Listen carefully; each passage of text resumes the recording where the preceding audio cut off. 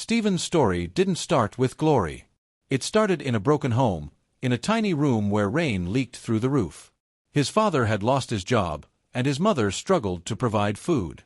While other children dreamed of toys, Stephen dreamed of one thing: a chance to change his family's story. But life had other plans, hard plans. By the time Stephen was 16, he knew one truth: if he didn't work, his family wouldn't eat. At 17, Stephen took his first job, cleaning toilets at the biggest mall in the city. People wrinkled their noses as he passed. Children giggled. Adults whispered. To them, Stephen was just another face doing a dirty job. But what they didn't know was that behind that mop and bucket stood a dreamer, someone who saw possibility even in filth. They called him names: Toilet Boy, Mop Boy. Even the security guards joked about him. One day, as Stephen quietly cleaned, a group of young men laughed loudly. "You'll never be more than this," they shouted. Stephen didn't answer. He only bowed his head and continued scrubbing. But inside, he whispered to himself, "Laugh now, you won't laugh forever." Narrator. While others spent their salaries on clothes and fun, Stephen spent his small earnings on second-hand books. Business books. Finance books. Motivational books. He would sit alone in the corner during his break, reading about how the rich became rich. The same janitor people mocked was secretly building his mind, one page at a time.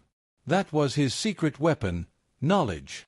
After years of saving, Stephen had enough to start something small, a food stand right outside the mall. He sold snacks to shoppers, always smiling, always grateful. The same people who mocked him now pointed again.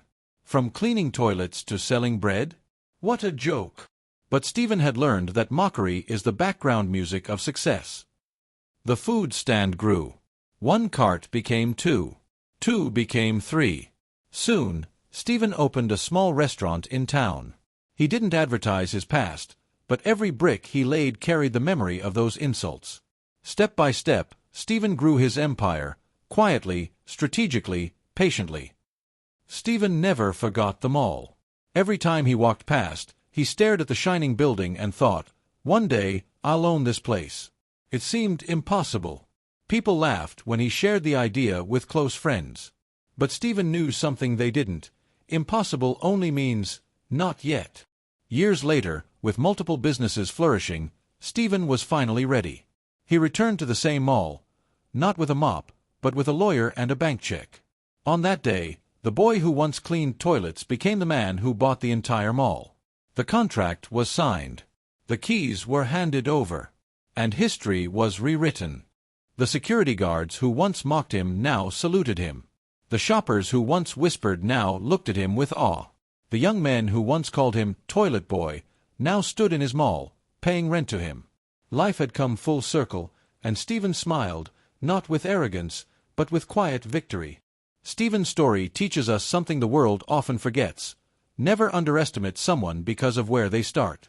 The janitor you laugh at today could be the landlord tomorrow. The girl selling bread today could be the CEO tomorrow. Life is unpredictable, and dreams are powerful. So the next time you see someone working hard, respect their hustle. Because one day, their story might just inspire the world. If this story touched you, click subscribe and share it with someone who needs hope. Because everyone deserves to know, your current situation is not your final destination.